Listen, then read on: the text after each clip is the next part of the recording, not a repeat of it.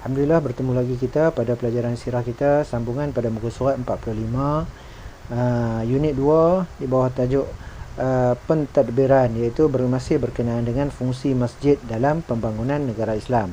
Apa fungsi masjid yang seterusnya? Iaitu menjadi pusat pentadbiran. Pentadbiran negara lah pada ketika itu. Negara Madinah ditadbir oleh Nabi Muhammad SAW, berpusat di masjid. Kita tengok nombor 1. Allah Subhanahu Wa Taala menjadikan manusia sebagai khalifah di muka bumi ini. Maksud khalifah ni pemimpin lah, ketua di muka bumi ini, sebagai menguruskan urusan dunia ni. Jadi khalifah ni. Nombor 2, di Madinah Rasulullah SAW telah dilantik menjadi ketua negara. Baginda berperanan memastikan Madinah sentiasa aman. Oleh itu, baginda telah menggubal undang-undang yang dikenali sebagai Piagam Madinah. Zaman Nabi, ketika Nabi menjadi pemimpin, dia kena jaga Madinah jadi supaya berada dalam keadaan aman. Jadi bila nak jaga sebuah negara, mesti ada satu undang-undang. Jadi Nabi telah menggubal satu undang-undang yang dinamakan sebagai Piagam Madinah. Ingat tu, Piagam Madinah, undang-undang bertulis pertama. Nombor 3, Piagam Madinah merupakan perlembagaan bertulis yang pertama di dunia. Bukan di Madinah saja, di dunia. Piagam ini merupakan peraturan yang melibatkan seluruh penduduk Madinah. Dia lengkap. Penduduk Madinah berada dalam penduduk Madinah mesti mengikut undang-undang yang ada dalam perlembagaan Piagam Madinah tu. Piagam Madinah juga dikenali sebagai Sahifatul Madinah. Tu nama dia, dikenali dengan Sahifah Madinah. Piagam iaitu Piagam Undang-Undang Madinah. Nanti kita akan belajar lagi lah benda tu. Bila kamu sampai kepada tingkat yang tinggi lagi, dia akan bincangkan Piagam Madinah ni.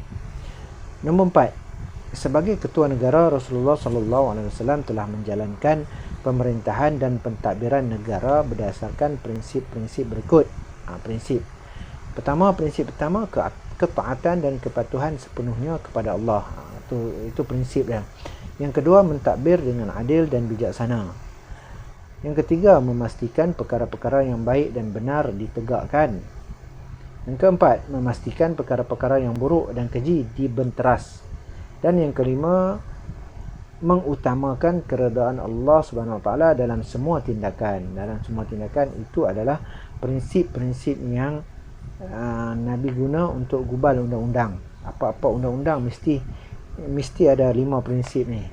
Kalau tak ada, benda tu tak boleh jadi undang-undang Madinah pada ketika tu. Nombor 5, baginda merupakan pemimpin yang agung dan sangat berjasa. Antara jasa baginda dalam aspek pentadbiran negara ialah, yang pertama, mempersaudarakan kaum Muhajirin dan kaum Ansar. Kaum Muhajirin dan Ansar ni dia dipersaudarakan oleh Nabi Muhammad SAW.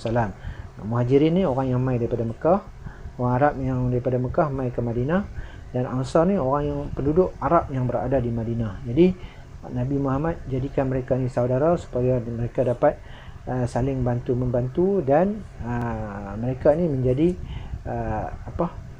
pembantu Nabi Muhammad SAW dalam mengembangkan Islam. Kedua, membina dan menjadikan masjid sebagai pusat dalam pelbagai urusan. Itu jasa Nabi. Masjid dijadikan sebagai pusat untuk menyelesaikan macam-macam urusan, sebab masjid pada ketika itu menjadi tumpuan orang ramai. Membuat perjanjian damai dan kerjasama dengan orang bukan Islam. Jadi ketika Nabi Muhammad menjadi ketua di Mekah, dia berjumpa dengan pemimpin-pemimpin Arab yang bukan Islam dan berbincang sama ada mereka menerima Islam ataupun mereka berada di bawah pemerintahan Islam dan mereka aman dan tidak diperangi. Kemudian mengembangkan agama Islam. Nabi mengembangkan agama Islam. Jadi dia hantar sahabat-sahabat dia ke merata tempat untuk ajar orang Islam, orang-orang Arab, supaya masuk Islam. Mengukuhkan ekonomi negara. Jadi apabila Nabi Muhammad buat macam tu, jadi ekonomi kukuh, ekonomi Madinah. Jadi tempat Madinah menjadi tumpuan orang ramai, jadi aktiviti ekonomi itu berjalan dengan baik. mengukuhkan sistem kemasyarakatan. Dalam apabila dalam sebuah negara ada pelbagai masyarakat yang dijaga dengan undang-undang.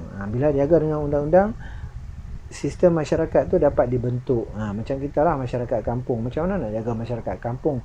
Tubuhkan jawatan kuasa kampung, kemudian jawatan kuasa masjid, kemudian belia. Semua tu sistem dalam masyarakat kita. Zaman Nabi pun dah ada lah. Kemudian yang seterusnya, mengukuhkan struktur pemerintahan. Jadi dalam Nabi nak buat macam tu, Nabi kena kukuhkan struktur pemerintahan. Nabi tak boleh perintah seorang, dia mesti ada pembantunya. Sahabat-sahabat dia akan membantu baginda untuk mentadbir pemerintahan. Nabi Muhammad berada di Madinah sebagai ketua, dia akan lantik sahabat-sahabat dia untuk membantu dan sama-sama berbincang dengan sahabat dia tentang masalah-masalah yang berlaku di dalam Madinah dan di luar Madinah, dan di tempat-tempat yang berada di bawah pemerintahan Madinah lah. Nombor 6, dengan kepribadiannya yang mulia dan kebijaksanaannya dalam pentadbiran negara, baginda menjadi contoh pemimpin yang agung sepanjang zaman. Nabi Muhammad adalah seseorang yang menjadi contoh sebagai seorang pemimpin sepanjang zaman. Bukan kita saja, banyak orang-orang barat yang bukan Islam melihat kepimpinan Nabi Muhammad SAW dan mereka tiru macam mana Nabi jadi pemimpin. Walaupun mereka tak masuk Islam. Muka surat 47, penghayatan. Penghayatan yang pertama, kita wajib taat sepenuhnya kepada Allah Subhanahu Wa Taala. Itu sudah tentu. Apabila kita beriman, kita wajib taat kepada Allah Subhanahu Wa Taala. Sepenuhnya serah kehidupan kita, apa saja ketaatan kita kepada Allah. Nombor 2, Rasulullah sallallahu alaihi wasallam merupakan contoh yang paling sempurna untuk diikuti dalam semua aspek kehidupan kita. Jadi apa saja yang kita buat, apa saja yang kita nak jadi, kita cuba tengok Rasulullah sallallahu alaihi wasallam untuk kita contohi dalam kehidupan kita. InsyaAllah kita akan sambung lagi pada tajuk yang seterusnya, iaitu fungsi masjid yang seterusnya, insyaAllah. Assalamualaikum warahmatullahi taala wabarakatuh.